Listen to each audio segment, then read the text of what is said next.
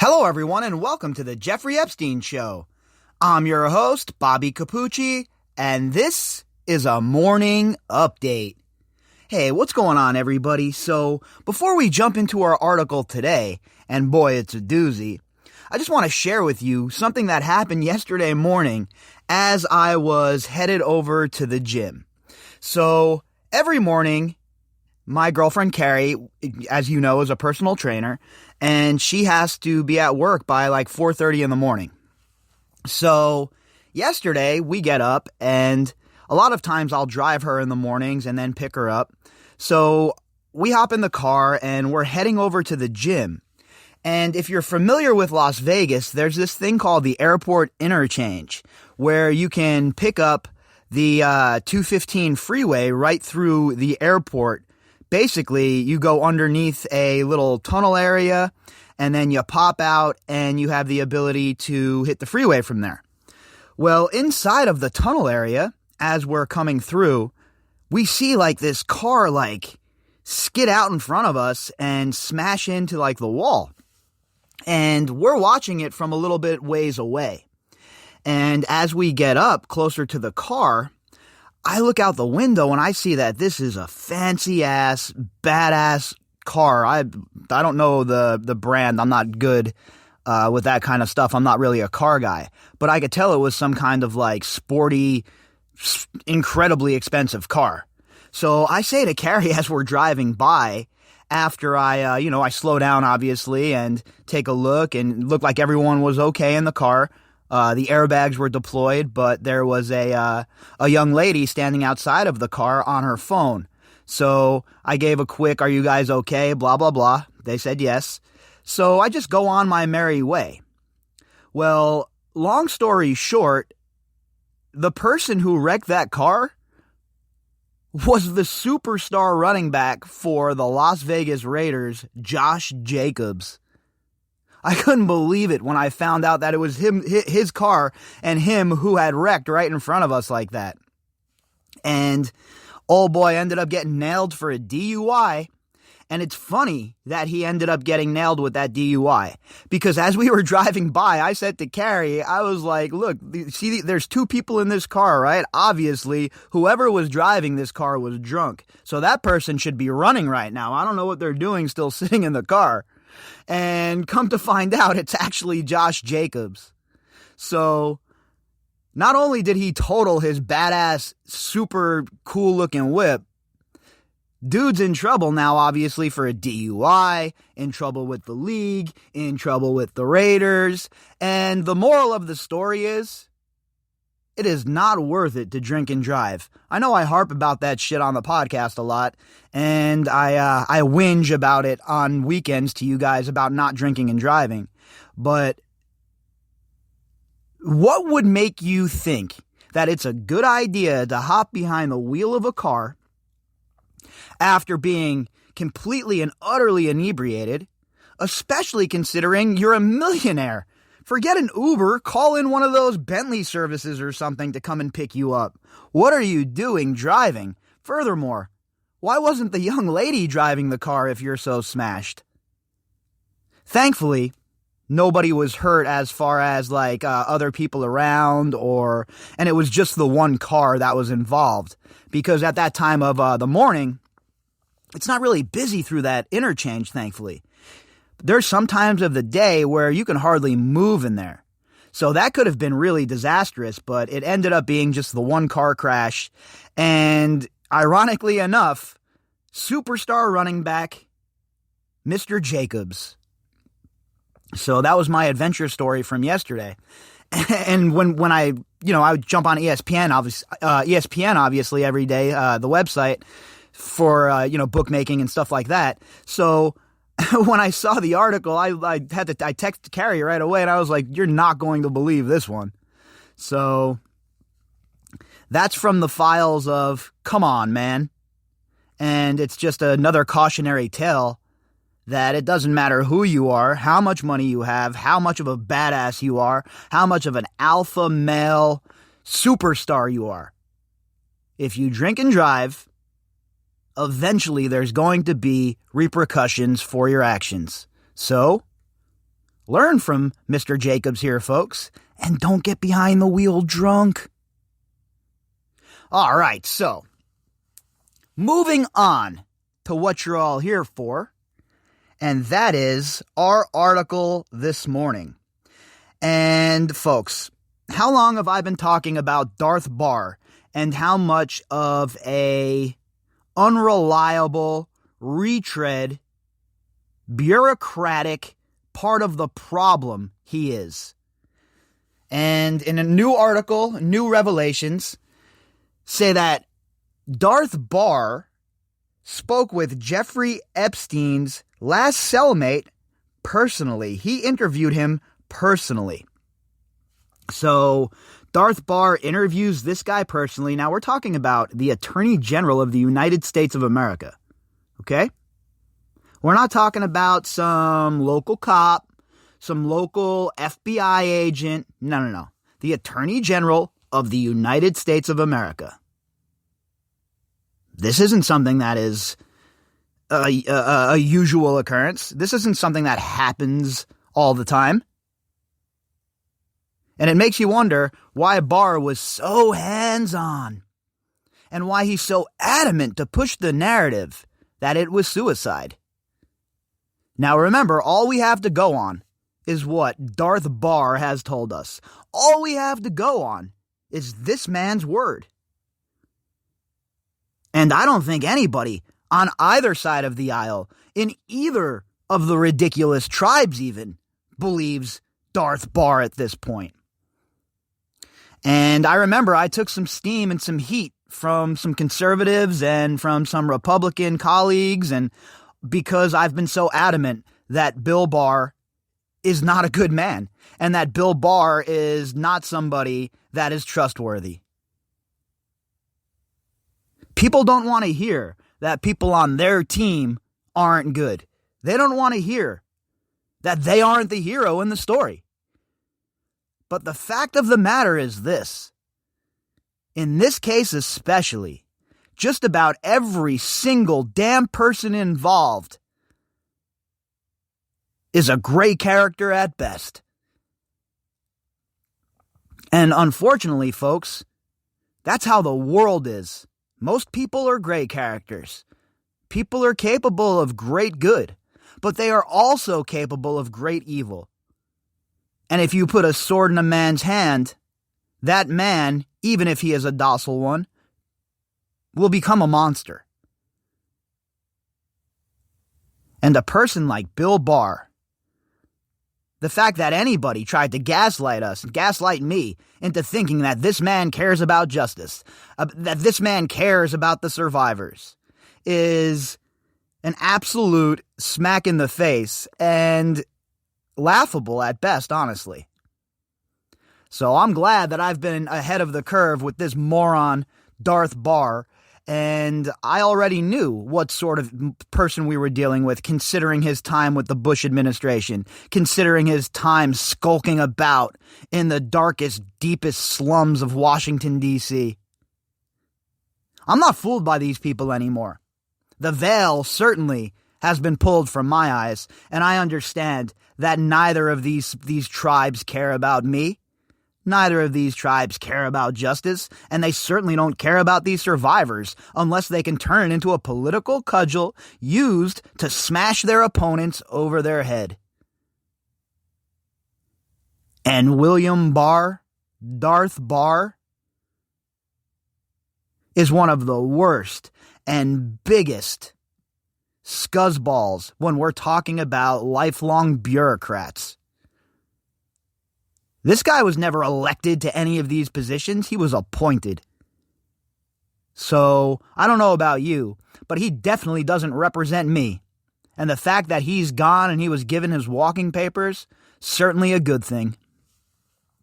Let's jump into this article from the Daily Mail and see what sort of nonsense Darth Barr was getting up to.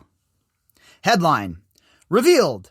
Attorney General William Darth Barr met personally with Jeffrey Epstein's cellmate to question him after he had been transferred out of a cell he shared with the multimillionaire sex offender, pedophile, the day before his suicide.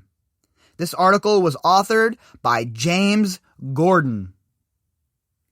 Look, first of all, what is the Attorney General, the sitting Attorney General, doing having a conversation with Jeffrey Epstein's cellmate? And why is he having the conversation with Stone Reyes? Shouldn't have the conversation been had with Tartaglione?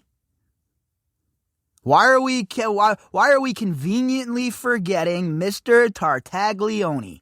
Or as the guys in the neighborhood used to call the people from that family, Tat Tat.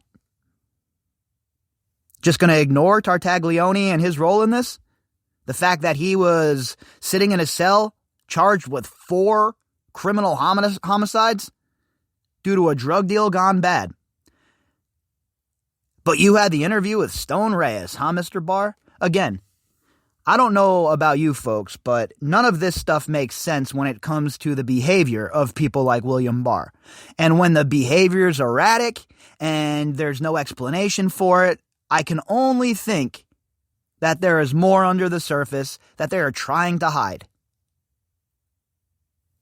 So let's remember, the only quote-unquote evidence we have is the word of William Darth Barr. Let that settle in for a minute, folks. Toss that around in your mouth a little bit like it's a vintage of wine. And you see that sour taste? Yeah, that's bad wine. Wine that is spoiled. That's the taste that Bill Barr leaves in my mouth. Attorney General William Barr personally questioned the last inmate to share a cell with Jeffrey Epstein before the multimillionaire, pedophile, sex offender died by suicide, allegedly, a source told the New York Daily News. And this is just coming out now. We shouldn't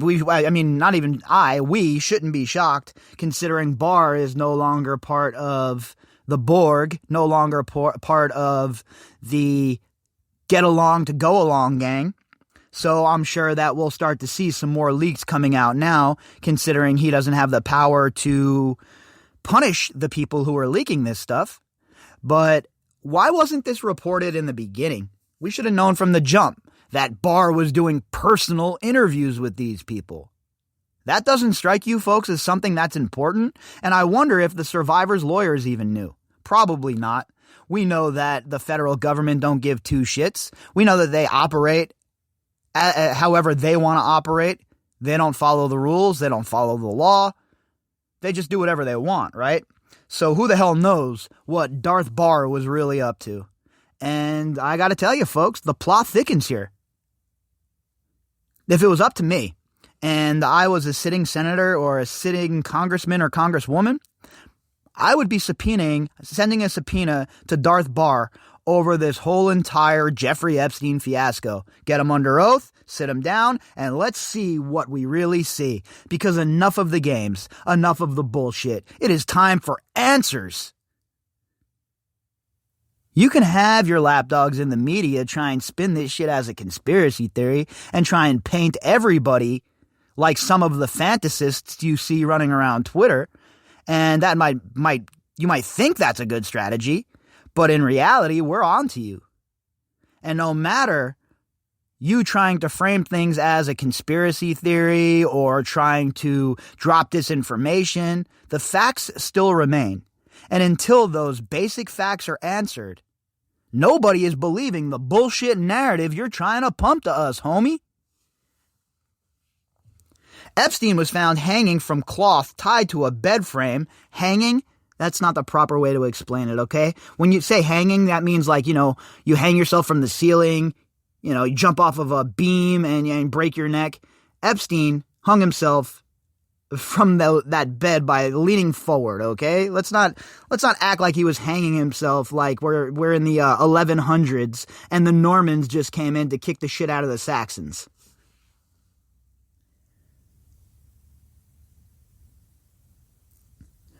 Epstein was found hanging from cloth tied to a bed frame early on August 10th, 2019, rocking the highest levels of the Justice Department. Oh yeah, I'm sure. Rocking the highest levels of the Justice Department.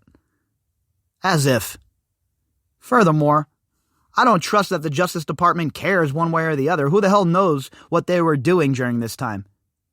Barr was probably trying to formulate some sort of plan, some lame-brained plan to try and combat all of the political nonsense going on. When they should have been focusing on people like Jeffrey Epstein and bringing this criminal enterprise to heel, they were busy playing touch ass in the park. Remember that, folks. Always keep that in mind. Investigators' attention turned to Efren Stone Reyes, who had been transferred out of a cell he shared with Epstein the day before the suicide at the Metropolitan Correctional Center in Lower Manhattan. Why would the attention turn to this guy? He was not even in the cell when Epstein allegedly killed himself. He was moved the day before. So all of a sudden, it's integral and important for Bill Barr to speak with Stone Reyes, but it's not important for Barr to speak with Tartaglione personally? See, it doesn't mesh up to me, and it doesn't make sense. How can you say that I have to speak with this Stone Reyes guy, but no talks with Tartaglione, considering that Epstein was assaulted in that cell either by himself, which is very hard to believe, or by Tartaglione. So how can you try and pitch to me that speaking with Stone Reyes is more of a pressing matter than speaking with Tartaglione? Shouldn't you speak with both of them if you're William Barr? Unless, of course, you have your own plan and your own motivations, which is quite possible with a scuzzbag like Mr. Barr. Reyes' niece and other sources previously told the Daily News that Reyes was moved to the privately run Queens Detention Center, which holds cooperating witnesses. And that's what I said from the beginning, right? If you're going to put this guy in a cell, Jeffrey Epstein, with another person, then it has to be with a jailhouse rat. It has to be with somebody who is not going to hurt this man or attempt to hurt him, because they have something to lose too. How in the world can you justify putting Tartaglione in the cell with Epstein and then Reyes? Look at Reyes, what he was there for, and how he had some light at the end of the tunnel. Then look at Tartaglione and ask yourself, how do you justify that decision? It is unjustifiable. And I don't know why it's not a bigger point of contention, but a guy like Tartaglione, folks, he has nothing to lose. Facing 4 homicides? Do you know what kind of cred he would get on the main line in the yard if he was the one who did assault Epstein? So what does he have to lose? And what did the prison system and Barr have to gain by putting Epstein in the cell with him? Following Epstein's death, Reyes was pulled from the privately run jail for frequent meetings with authorities, according to a source. Following one of the meetings, Reyes told the source that the Attorney General himself had asked questions about the staff at MCC. Oh, about the staff at MCC, huh? So what, Bill Barr framing it to try and put the pin job on the guards. We know that the 2 guards are the only ones facing any federal charges here so far. Not their bosses, not the station chief, not the division guy, not whoever was the boss on duty, none of those people. Just the 2 guards. And according to this report, Bill Barr was concerned, that's what his concerns were when he was talking to this inmate. Barr wanted to know about what was going on in there. Barr told him, "I owe you a favor. Thank you for telling us the truth," said the source, who became close friends with Reyes while they were both held at the Queens jail. So Barr's in here flipping favors and shit, showing up like he's running the world. I owe you a favor? That's what he tells Reyes? I am so glad Darth Barr is no longer the Attorney General, folks. Now, don't get me wrong. I'm sure the next moron that gets trotted up and sat in that position will be just as much of a scumbag. Oh, I know there's a lot of you out there that don't want to hear that, right? There's a lot of people out there that truly believe that things are going to be different this time around. Well, consider me cynical. Consider me taking a wait-and-see approach. He said, Barr was a good guy. Barr was nice about it. He just wanted to know if inmates were being mistreated. What Reyes believed happened. Just basically that. He told them everything. He cooperated with Barr. So Barr's just asking him his opinion. This inmate, this specific inmate, huh? Why? Why stone Reyes? Because he was the last man with Jeffrey Epstein in the jail cell? His subordinates, meaning Barr's subordinates, couldn't have done this interview? What was so important that Darth Barr had to rouse himself from trying to step on the Constitution elsewhere to come and get his fingers dirty over here? That's really the question. What would motivate a sitting AG to interview a witness in a case like this? The unusual sit-down between the country's former top law enforcement official and the cooperator who confessed to participating in a drug ring at a Bronx housing project illustrates the significance of the Fed's failure in the Epstein case. So, I think that that's a pretty accurate statement. We know that there was big failures here all over the system. We know that Barr was a failure. We know that Donald Trump was a failure. You know how I feel about the buck stops here. And if you're the boss, you're Trump, you're Barr, and this happens on your watch, the buck stops with you. And they were negligent. Nobody fixed this situation. Nobody came riding to the rescue or even showed like they were even that concerned. Just another sad situation to be filed under mistakes and let's move on. That's what they want to do. That's what they always want to do. And the government's no different than these big businesses who don't want a little egg on their face, who are in cover your ass mode. That's where the government's at too. Remember, the government's nothing more than a gigantic business. The whole entire country is nothing more than a giant company.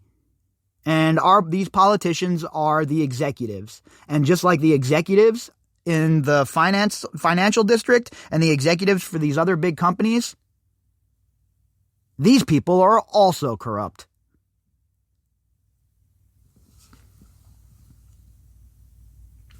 A Justice Department spokesman declined comment. The New York Times reported weeks after Epstein's death that Barr was personally overseeing 4 inquiries into Epstein's alleged suicide. Barr has said he was livid after the death. Oh, I'm sure you were. I'm sure you were just completely and utterly gutted, Darth Barr. Oh, not because Jeffrey Epstein was dead, but because you guys lost an asset. All right, I'm being facetious, but you get the drift, right? I don't believe that Barr was incensed over this. If you were so worried about the treatment that these prisoners were getting in jail, and you were so worried about Jeffrey Epstein's well-being while he was in jail, you would have taken a more active role from the very beginning. Don't be reactive, be proactive. I shouldn't have to tell you that, Mr. Fancy Lawyer. In fact, the Attorney General personally interviewed Jeffrey's prison drug-dealing roommate.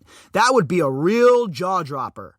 There are only a million levels between the AG and the FBI agent who should have done the interview. I am exaggerating only a little. Epstein's attorney, Reed Weingarten, wrote in an email to the Daily News. If it is true, the question is, why in the world was Barr so personally interested in what happened to my client? And again, I'm certainly not a fan of Reed Weingarten, right? But he's absolutely right here. Why is William Barr taking such a heavy-handed approach here? Why is he being so involved? Why does he have to have his fat, dirty fingers in the pie? What's he trying to muck up? What's he trying to hide? What's he doing? I want a full accounting. Subpoena him, bring him in front of the Senate, and put him under oath, and let's get a full accounting of what he knows, what he saw, and what he was involved in. Because, folks, I don't trust Darth Barr as far as I can throw him. And his fat ass isn't getting thrown very far.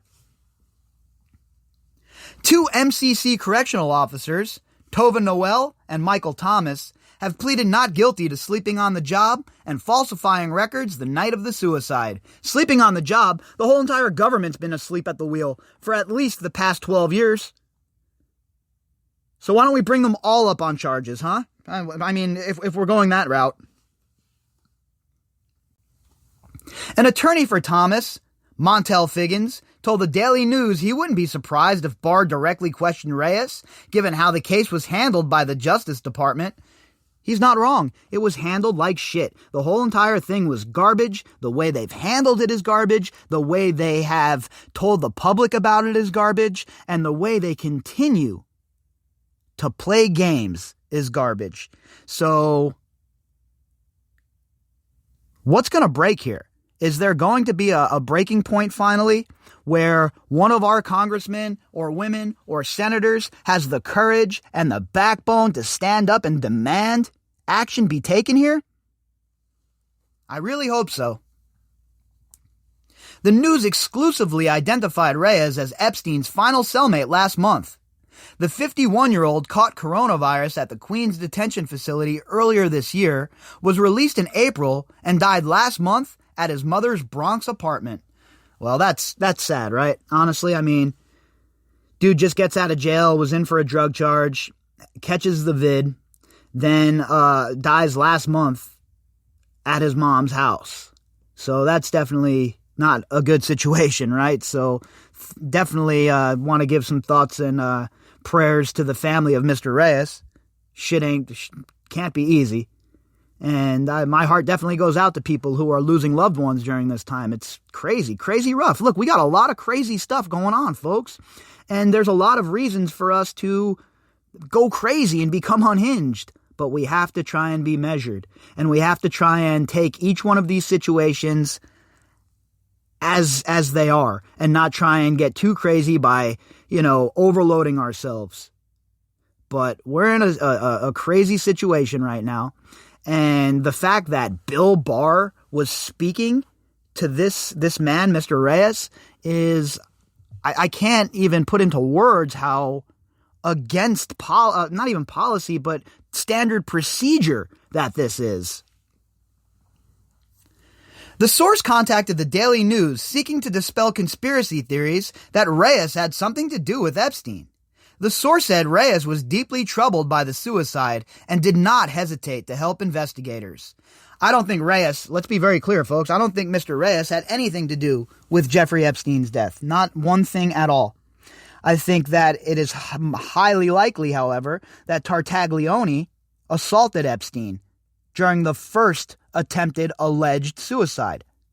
And I don't have direct evidence of that, right? I don't. But again, 2 + 2 = 4 where I'm from. And I know people like Tartaglione. I know their chemical makeup. I know how they're built. And I know that they're playing the game for the long haul. He understands what's at stake. And if he could get involved with something like this, hit Epstein, or even beat Epstein up and threaten him and tell him, look, if you don't kill yourself, we're going to kill you. Something like that couldn't have occurred? Of course it could have.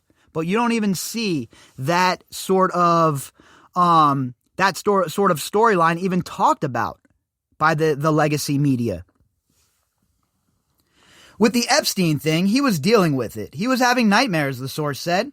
He thought if he would have stayed a little longer, maybe he wouldn't have did what he did. The whole time he would tell Epstein, don't do that in the cell. I don't need you doing that. Don't need that on my conscience. I can't blame him. I mean, imagine you get stuck in a cell with Jeffrey effing Epstein.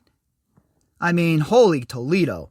And now, not only are you in the cell with him, you got to worry about this guy being clipped or clipping himself or whatever it may be. Yeah, I'll pass on having all of that stress. The source recalled a conversation between Reyes and Epstein. Stone would be like, what's it like having all that money, the source said. Epstein just said he's had a good life. He was very blessed. The Bronx drug dealer and Coney Island-born sex offender worth $634 million overcame their differences. Reyes struggled with sleep due to drug addiction. Epstein preferred to be asleep by 10 p.m., the source said. So the financier, pedophile, supplied Reyes with drugs that cost $500 a pop to put him to sleep. The source believed the drug was Suboxone. So Jeffrey Epstein's in jail and he's getting favors and getting favorable treatment and building relationships with other inmates by getting them drugs at $500 a pop. That's a serious investment for a Suboxone, folks. Street value of like $10. What do you need? How can I help you so you can go to bed and turn the lights out, Epstein said, according to the source close to Reyes. He paid for stuff for him to keep him occupied, you know? He had his problems with drugs. He had bragged that Jeff spent $500 and another $500 so he'd go to bed early. So basically, Epstein was buying this dude drugs so he would pass out, so he'd turn the lights off so Epstein could go to sleep. That's what it looks like. Or Epstein was doing it with other things in mind, hoping to buy friendship from this dude later on down the road, and then hopefully loyalty. It's the same blueprint Epstein laid out and used throughout his career as a criminal. MCC has a well-established reputation of being overrun with contraband. The source, who also came down with COVID-19 at the private jail, had no doubt Reyes' demise was connected to the effects of coronavirus. With Stone, he would constantly say, "I don't feel the same. I don't feel right. I don't move the right way no more," the source said. You see people saying conspiracy things. No, he got COVID. He was having lung issues. He would cough all the time. So I know there'll be a lot of people that want to make the leap, right? Oh, Reyes was killed because of his connections with Epstein. And look, I don't know. Wow, really, right? None of us do. But I think that the more likely scenario is Reyes died due to complications via COVID. He probably had comorbidities. He was a drug user, probably wasn't that healthy of a guy. And after the virus racked his body, he wasn't able to recover. That is the likeliest of outcomes. Could it be something else? Of course. You know me, I don't close the door on anything here, folks, until we have the evidence. As coronavirus ravaged the Queens detention facility earlier this year, jail staffers gave inmates, including Reyes and the source, takeout from Popeye's Chicken and expanded the number of channels available on television, the source recalled. I'm okay with that, actually. I know there's a lot of people out there that aren't okay with that, but look, at the end of the day, these are human beings, right? And if you're not in prison for vile crimes such as rape and murder and shit like that, I don't mind a few extra channels during a pandemic or something. Maybe I'm soft-hearted. Maybe in my old age, I'm soft. Or maybe the fact that I know so many people who have been to prison have made me soft and understand things from a different perspective. But let's try and remember, at the end of the day, people are people, right? And we have to have at least basic human compassion, or we can turn into the monsters that we hate so much. At one point, Reyes and the source watched a documentary about Epstein, who was able to cultivate relationships with some of the most powerful men in the world while allegedly running an international child sex trafficking scheme. Well, that's interesting. They were able to watch a documentary on Epstein, huh? All right. Reyes was like, "I just didn't see that from him. I didn't see that side of him. I never pictured him being with young girls. Some guys like that are creepy," the source recalled. He said he never really got that side of Epstein. Like, he was someone who took advantage of girls, but we all have our secrets, you know? You never know. He's right about that. How many times do I say it? We all have different faces. And if you've ever read the book Swan Song by Robert McCammon, he put that into perfect view in that book. In that book, people were afflicted with something called Job's mask, and your face was completely corroded and had this growth grow over your whole entire head. And then when the Job's mask finally broke, it revealed your true face. And I think that's a good analogy for what we have in the real world, right? Everybody's living secret lives, it seems like. All of these people anyway, and everybody has two faces. The faces they show the public and the face they show in private. And it's no different with Jeffrey Epstein. He was able to hide who he was. He was able to connive, and he was able to manipulate, and he was able to leverage people and relationships because of all of his money, his wealth, and all of the connections he had already made. And that, my friends, is how Jeffrey Epstein was able to be the puppeteer.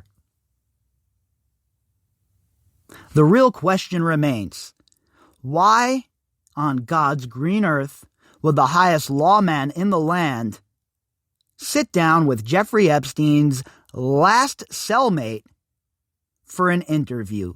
Why would the Attorney General of the United States be conducting the work of a field agent? Why is Bill Barr, Mr. Darth Barr, the only one to have seen the so-called video footage that they had? I think it's time, folks. It's time for a full audit of what occurred here. It's time for Senate hearings, and it's time for the Congress to convene and figure out just exactly what went wrong and who, if anyone, should be held responsible for the ridiculousness that occurred in that jail cell on that day, because it is unacceptable.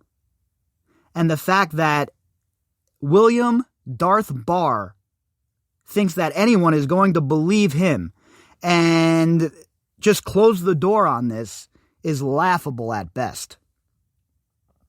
So, my question to you folks is this.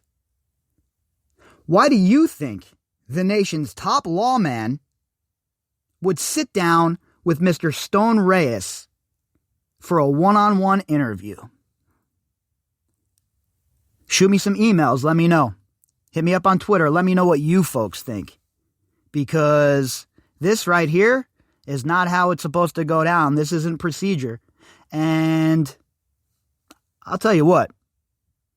We, as taxpayers, as citizens, we deserve some answers. If you'd like to contact me, you can do that at bobbycapucci@protonmail.com. That's BOBBYCAPUCCI@protonmail.com. You can also find me on Twitter at BOBBY_CAPUCCI. All of the links that go with this episode can be found in the description box. And to everybody who has donated to the podcast recently and in the past, thank you so much. And to listener ST, who made a donation yesterday, a very generous donation. Thank you very, very much. All right, folks. I will be back later on tonight with the Daily Drop, and we'll see what's up, man. We'll pick this back up and we'll run with it. But I think that we're going to hear more about this Darth Barr stuff, and I will continue to stay on top of this topic for sure. All right, folks, I hope you all have a fantastic day. And until later on, enjoy yourselves.